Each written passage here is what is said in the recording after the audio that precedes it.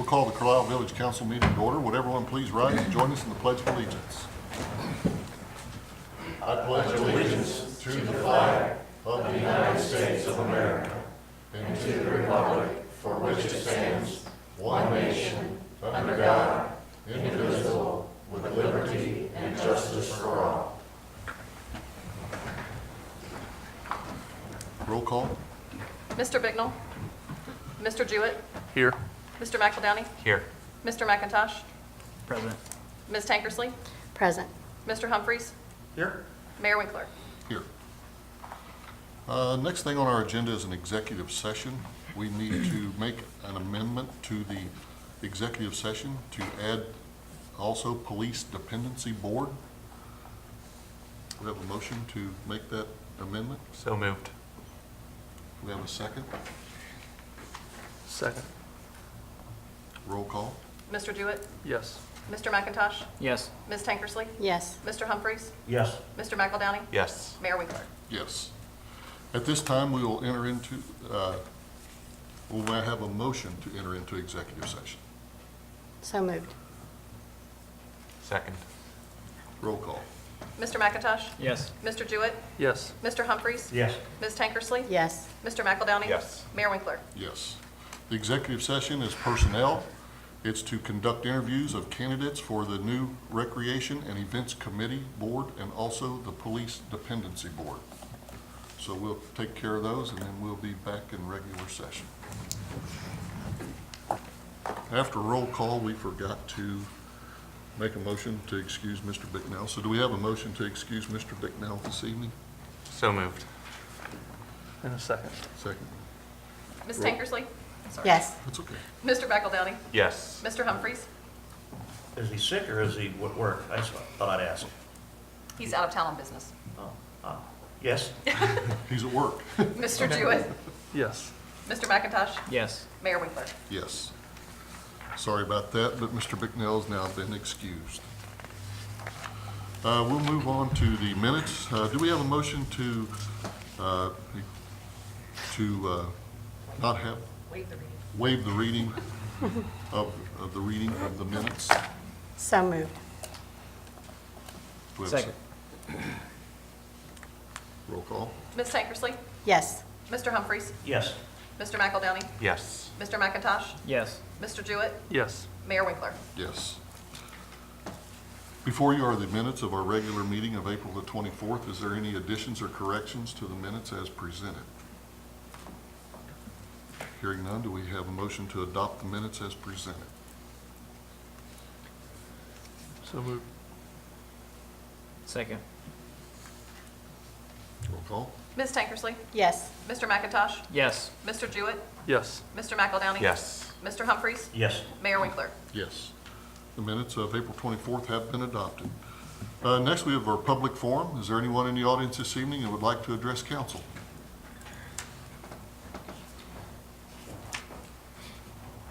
Good evening. Chuck Wiggins, 396 West Lomar Drive, and I'm here tonight to thank you on behalf of our neighborhood for your continued warm welcome to our citizens and how you have spent your time listening to us intently, allowing us to express our opinions. And we just wanted to say thank you for that. That made us feel like our opinions were valued, and we really appreciate you taking that time to do that. We'd also like to specifically thank Mr. McEldowney. We really appreciate your concern for our family's health and welfare. Thank you so much. Have a good evening. Thank you. Thank you. Thank you. Public forum is still open. If anyone else would like to address council? Seeing none, we'll close the public forum. We'll move on to council reports. Mr. Jewett, would you like to start off this evening? I just want to say thank you to the residents for showing up and expressing yourself. I've been here for starting my 5th year now, and until you have an issue that gets people's attention, we've had many meetings with no one sitting out there. So it's nice to have you, and thank you. That's all I have this evening. Okay. Mr. McEldowney? Only item today, polls are now closed, but hopefully everybody had the opportunity to get out and vote today and utilize that freedom that we enjoy, and that's all. Okay, thank you. Mr. McIntosh? A couple things. We have had a few people submit letters of interest and resumes for a couple different boards and committees. So I want to publicly thank those individuals and encourage others to get involved. We still have plenty of openings. I have seen some discussion on social media regarding the Planning Commission vote, and there should never be a tied vote. We should plan better and not have an even number. Well, that's because there's an opening on Planning Commission that we've been asking for months now to get someone involved, and please step up and volunteer to be on that. So here's a plug for Planning Commission. There still is a seat open. Please submit a letter of interest and resume to Town Hall if you're interested, as well as plenty of other boards and commissions. Other than that, I would like to have everyone please start looking at the calendar. Let's identify potential meeting dates for work sessions. To kind of wrap up the parking, we've wrapped up the RV parking. Let's stay on task there and work on the commercial vehicle parking. So if everyone could maybe look and identify some dates to start working on that, I'd like to stay on task there and get that hammered out too. That's it. Thank you. Thank you. Mrs. Tankersley? I would like to congratulate the Carlisle School Theater Program for a great production. They did the Fiddler on the Roof on the 27th, 28th, and 29th, and I am here to tell you that we have some extremely talented kids in this community. So I wanted to congratulate them. And that's all I have tonight. All right, thank you. Mr. Humphries? First thing I'd like to address is, how often does our road committee meet? There's 2 points of interest that I could think of that need to be addressed that are in pretty much disarray, and that's the intersection at the end of Nicky on Sunset, and then in the middle of the intersection of Bobby and Beth Court, and on Lomar, adjacent to the Pizza Hotline property, right before you get to the light. It's not like it's patchwork as much as it is something that almost looks like it needs to be cut out and redone. I mean, I know that the asphalt companies are just now back up and running, due to, we've got warm weather now, but I'd like to at least look at those 3 things to see where we are at on the timeline of something being done on those items. Okay. And just to answer your questions, if I understand it, in terms of when does the road committee meet, it meets whenever council wishes for the road committee to meet. They're not on a set regular meeting schedule. With regards to the roads repair, the city does have a plan. We have one large road paving project scheduled this year, and that is the southern portion of Dayton Oxford. Internally, our service director, Mr. Casson, has put together a list of road repairs throughout the village to look at. We have, the past several years, spent our available road funds each year as matching funds towards large projects such as Beekler and Jamaica and Fairview and Dayton Oxford. So that tends to take away from the smaller streets. The plan is that once we get the bid in, and our bid opening is scheduled for this Thursday, we will see exactly how much the project will cost us. Mr. Rushing is aware that we're looking at how much money we have left in the pot. And Mr. Casson's plan is to prioritize patchwork repairs around town to see how much we can possibly do with those leftover funds. So specifically those roads, I don't know where they are on his priority list, Okay. but that is the current game plan with us. So if you would like to schedule a road committee meeting, that's perfectly fine. I would recommend we wait until after at least Thursday to understand how much money we have left and what Mr. Casson's plan is. But that would be something that would be worked back through depending upon how much money we're spending, it could be an appropriation issue that we need to request additional supplemental to this year's budget, because it was not something in and of itself we planned for. So it depends on which committee that would wish to be worked through. Okay, thank you for that. Also like to note that there is an actual library drop box that has been on the property on the outside of the old drive-through of the Huntington Bank, which is the old Pizza Hotline, and I believe is being moved within the next week or two, and it will be relocated to the Franklin Township building. That takes care of that, and then on old business, would it now be an okay time? Did you have a meeting today with Du Bois? Yes, staff had a meeting with the owners of Du Bois Apartments, going over a few areas of concerns. So we have scheduled re-meeting on some issues in the next couple months to kind of readdress. They have indicated in terms of the vacant buildings that they had structural engineering look at that, and that in their opinion the buildings are still rehabable, and so their current game plan is to rehab the buildings, address concerns to make sure that the safety and security of the buildings. So that was one of the top issues on that. So, Okay. Appreciate it. Thank you very much for that also. That'd be me. Thank you. Thank you. We'll close council reports. We'll move on to mayor's report. I just wanted to let everyone know that on May the 31st at 7 o'clock, and I'll announce this again at the next meeting, is the baccalaureate services for our high school graduating seniors at the Hillcrest Baptist Church. So anyone who might want to attend that, that's on that date. Also, I'd like to announce this is National Nurses Week. So if anyone knows of any of nurses that they would like to thank for them doing their job on a daily basis. Also, the Memorial Day Parade will be on Monday, May the 28th. They will gather at Roscoe Roof Park at 12 noon, and the parade will start at 1 o'clock. And the Lions Club has sent a special invitation to council and has asked us to participate in the parade. And also, this is National Teachers Week, and today is actually National Teachers Day.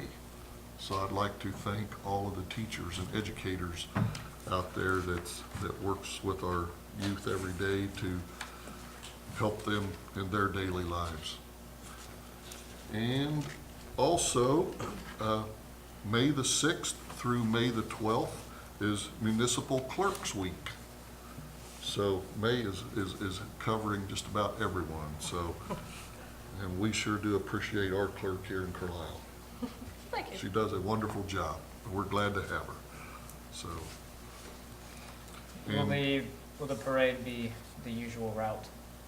As far as Is there I, enough heads up for that? as far as I know right now, we will, the parade will stage at Roscoe Roof and come the normal route up Park Drive and will end over here at the school.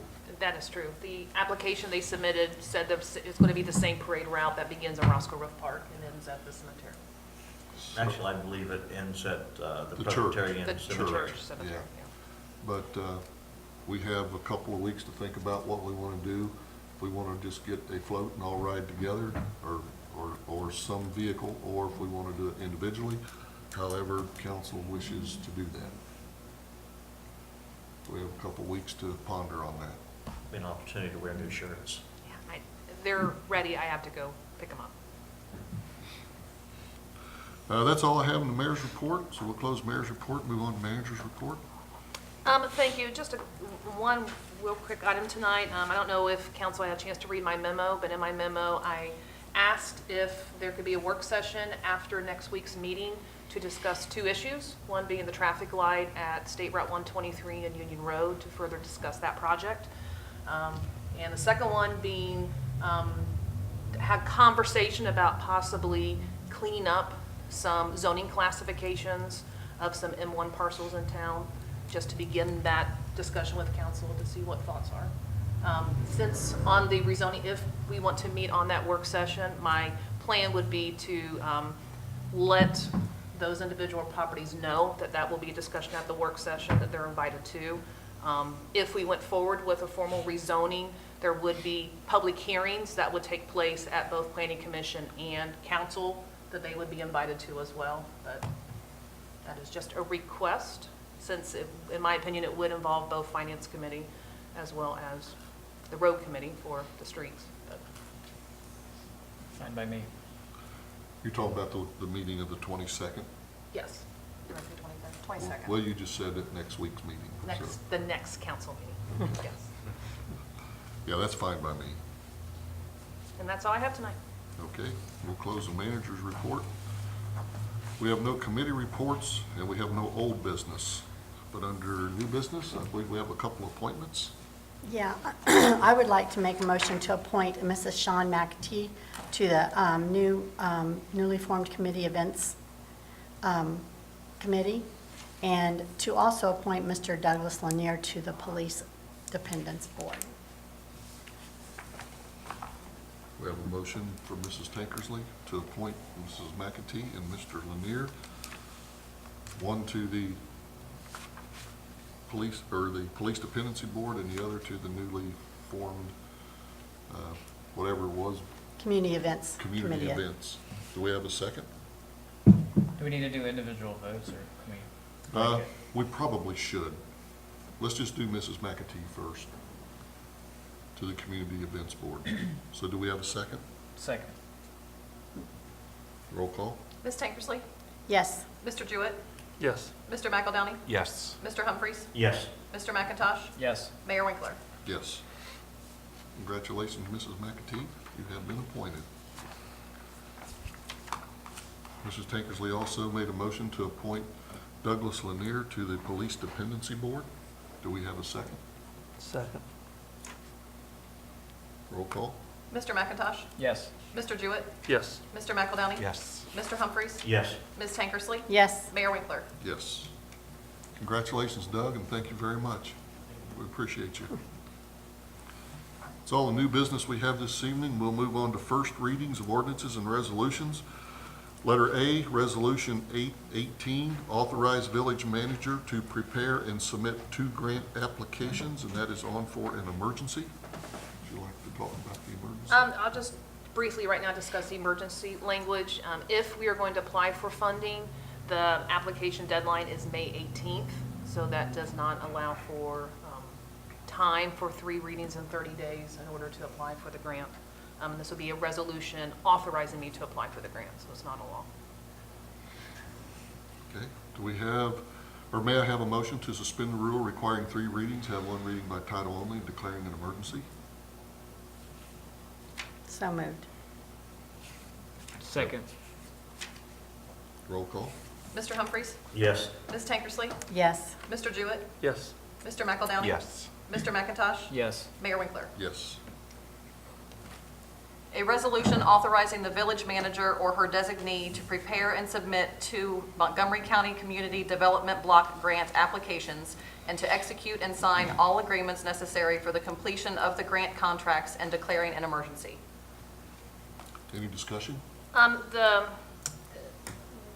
village belongs to the Montgomery County Community Block Development Grant. That is our entity that we seek certain funds over the past years. We have been successful at acquiring CDBG funding for pretty much all of our park equipment. We did some major road reconstruction to the apartment complex off of Dayton Oxford Road of Joshua, Moses, Abe. For the life of me, the name of that apartment complex, Colonial Court. Colonial Court. Is that Colonial Village? Colonial Abe. Village. Colonial Village. There's Abe Court, Joshua Court, Moses. So anyway, so the window of funding opportunities is open now.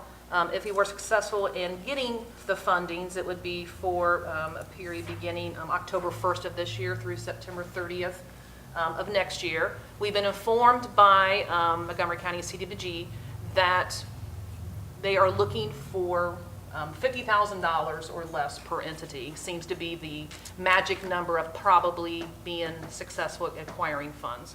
So with that in mind, staff has identified 2 potential projects and not sure what council's opinions are on those projects. One being that we look at requesting funds to make the restrooms here at Town Hall handicap accessible and ADA compliance. The restructuring of the lobby with the handicap accessible door at the front lobby, that was funded through CDBG funds. So we are indicating the restrooms would be a continuation of helping to make improvements at Town Hall projects. So that is one. We believe that it would take approximately $45,000 to rehab the 2 existing restrooms to make them compliant. So that is one funding request. The second one is seeking funds to remove Tapscott Church. I know that is something probably of a hot topic, open for discussion. In previous memos, I've indicated that our service department has been monitoring and looking at that facility.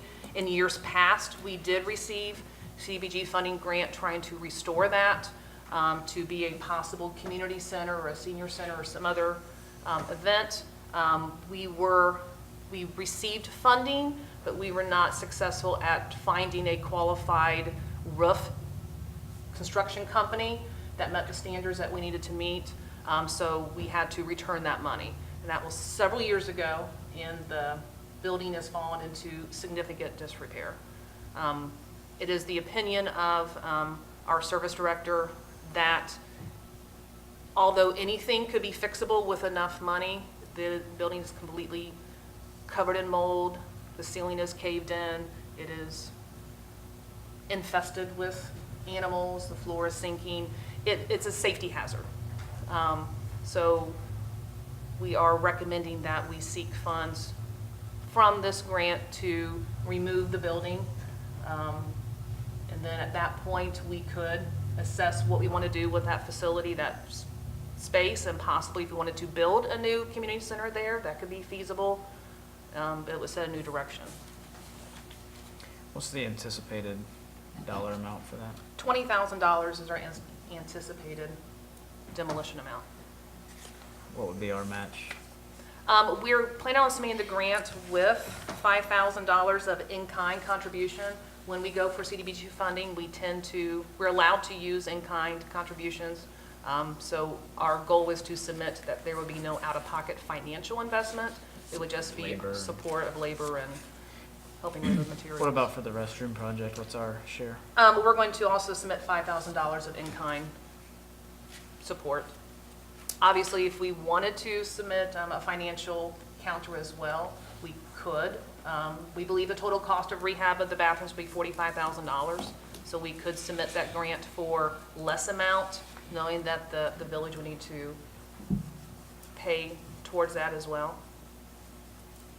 In the past, with our CDBG funds, we have been able to successfully acquire the majority, if not all of our grants without expending any city dollars by using in-kind contributions towards that grant. This is why we are seeking to continue that trend. But at the end of the day, there's no guarantees that either one of these projects would be awarded. If we do submit more than one project, we do have to prioritize which one that we believe would be first.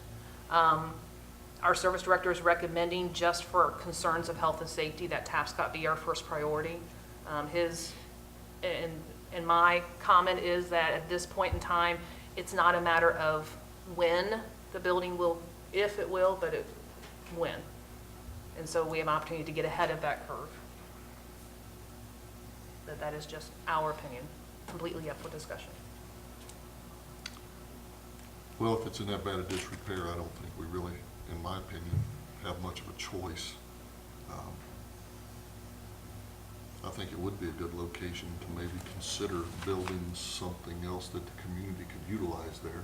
And you keep in mind, one of the reasons is that building is not, that land does not have sewer to it. That land does not have city water to it. So there would be a significant amount of improvements we would need to make to the site to make it habitable for public use. It's not obviously ADA compliant. So irregardless whether we are rehabbing the building or building new, there is this infrastructure costs that we will need to look at. There's no parking, there's no lights for safety and security in a parking facility. So there are a lot of upfront cost, before you would even get to the building. I spent an hour out there the other day eating lunch, walking around, looking at the cemetery and at the building. The building itself isn't, it's very primitive. There's nothing about it. You know, when you hear Tapscott Church, there's more of a name and an undefined definition that goes with it than a building. It's a square box, a few windows, and it's white vinyl siding. It's nothing like tearing down the Historical Society building, which is an old block building that, with a metal roof and, architectural designs. It's a square box with white vinyl siding, so it's more of a thought than it is an actual physical existence. So probably be a couple people that will be upset, but the overall understanding is the juice isn't worth the squeeze. It was time to let it go.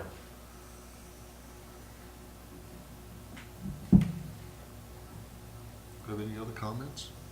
We maybe have, without creating too much work, maybe have Mr. Casson take some pictures and put a small presentation together, just so we all have visually seen the disrepair.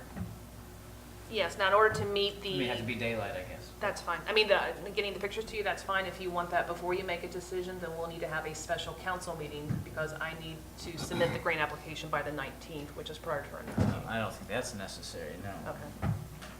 Just- Yeah, part of the application is that we will be sending pictures with the application to it, so yeah, it's not a problem to take pictures.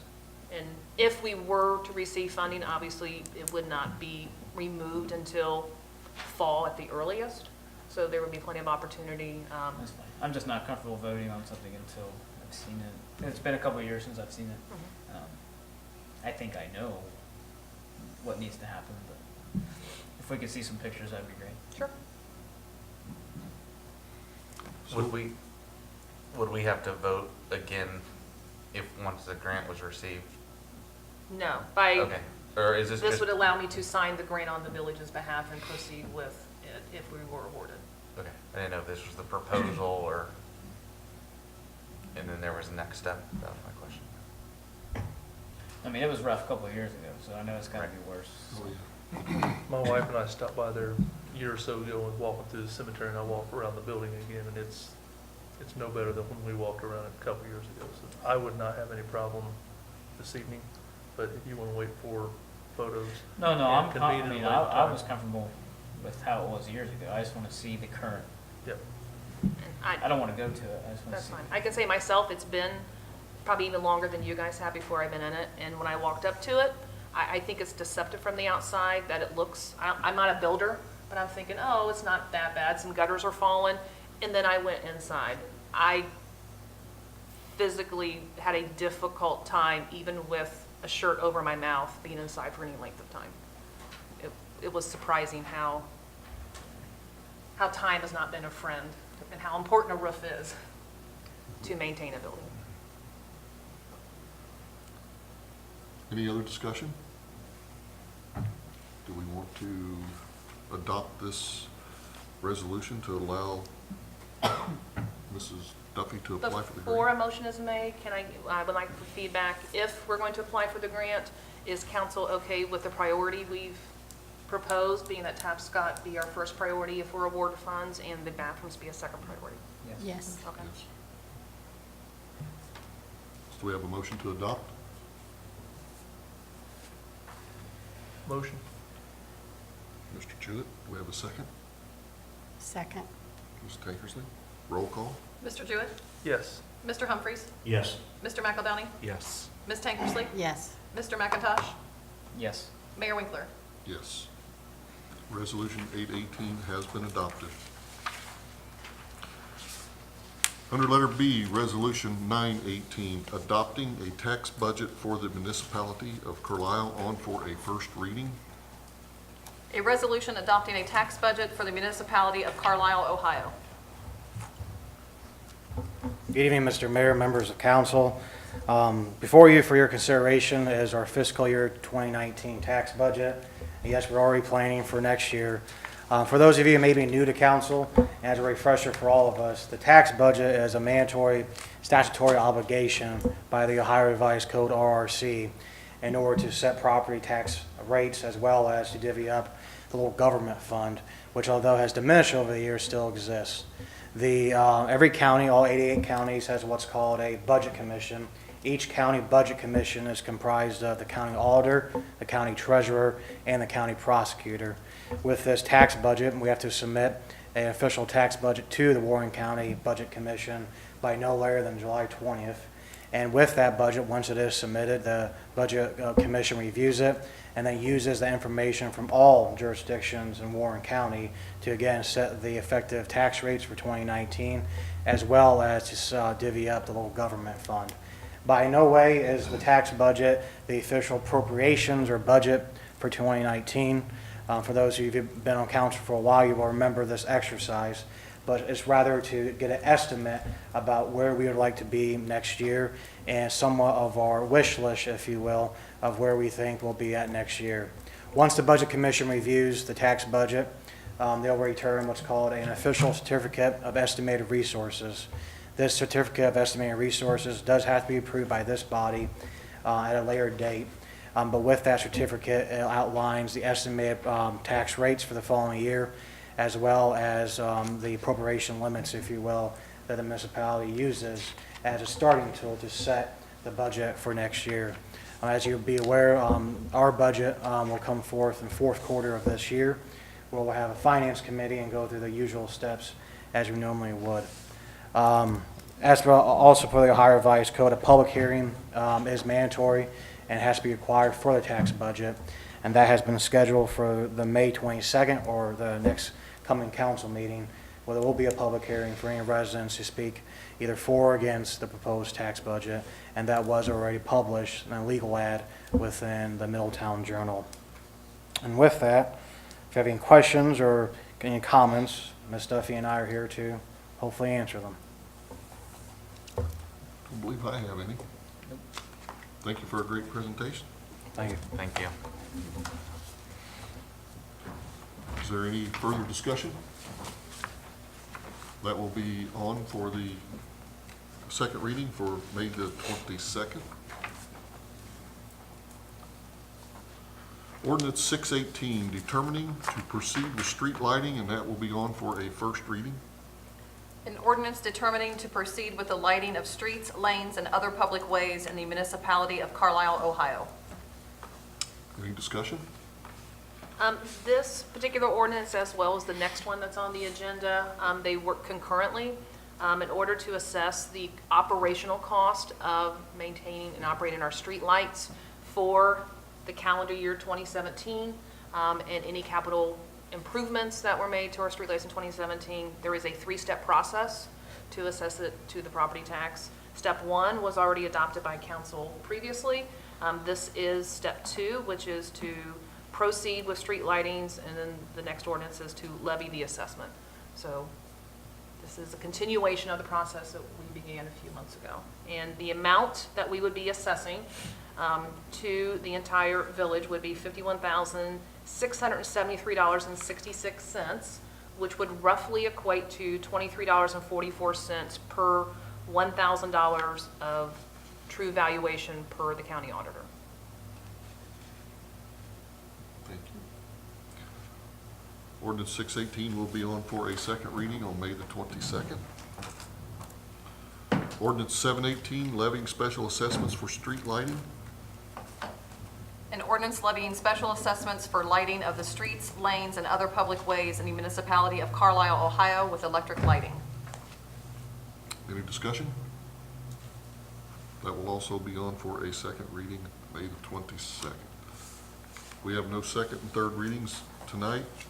Is there a motion for adjournment? So moved. Second. Roll call? Mr. Jewett? Yes. Mr. McIntosh? Yes. Ms. Tankersley? Yes. Mr. Humphries? Yes. Mr. McEldowney? Yes. Mayor Winkler? Yes. We are adjourned.